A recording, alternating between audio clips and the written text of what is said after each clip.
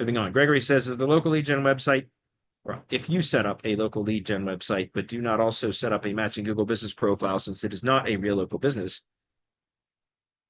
does it make it a lot harder to rank the website at the top of the search engines? And if so, what can you do to offset not having a Google business profile and still rank at the top SERPs? No, it doesn't. I mean, look, what I found, and this is my experience because I built a lot of these types of sites, local lead generation sites, organic only assets, is that a well-optimized website can significantly influence how the Google business profile performs in map search, but not the other way around. I've not seen in my own experience, I can rank a organic only website, right? So that's not connected to a GBP is what I mean. In organic search just as easily with or without a GBP. No kidding. Sometimes it's a little bit easier because with the GBP, you have now a brand association and the brand is validated in that, meaning like citations and things like that help to build brand authority. But what I found is that, I can rank a local lead generation organic only asset, basically, quite, fairly easy in organic search without, and having a GBP or not having a GBP doesn't significantly impact the rankability, so to speak, of the organic site, in my experience. But I have seen how the inverse of that, right, which is the GBP, when the self-hosted site that the GBP is connected to is optimized poorly, it negatively affects the performance of the GBP in map search.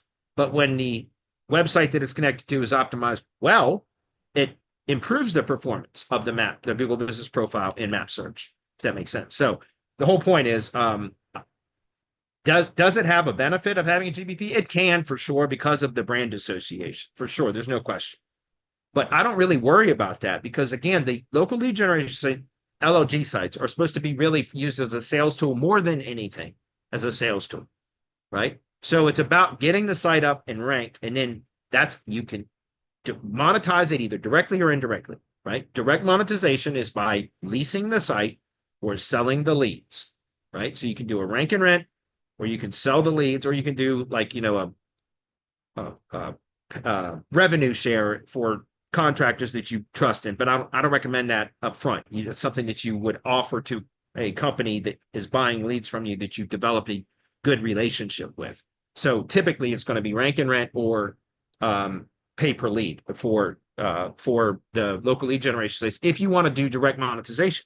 Indirect monetization, however, is using it to point to when you are pitching your services and in selling traditional retainer-based services to a company to optimize their brand. But at the same time, you're assigning that particular lead gen asset. Any leads go exclusively to them.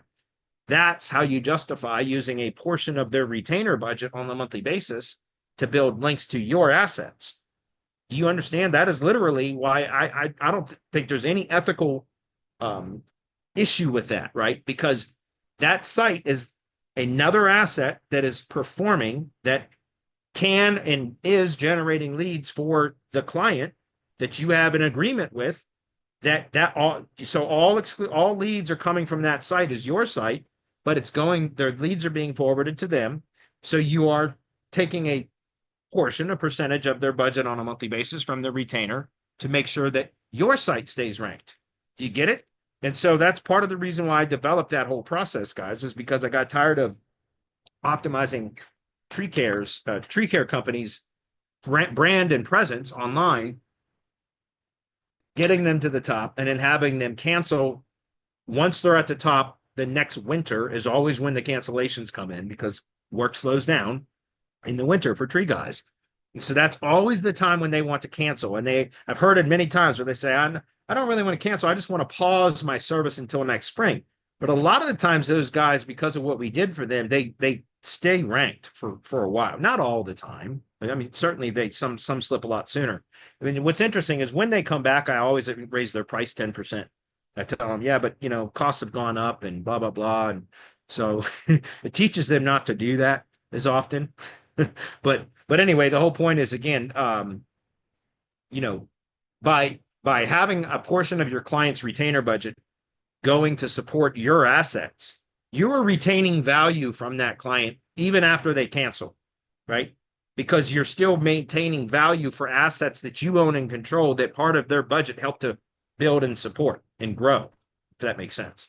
So anyway, just to answer your question, Gregory, it's not, I've not found it difficult. I've got dozens of sites that I've ranked, at least partially, that are used as sales tools, okay, that can be monetized directly or indirectly.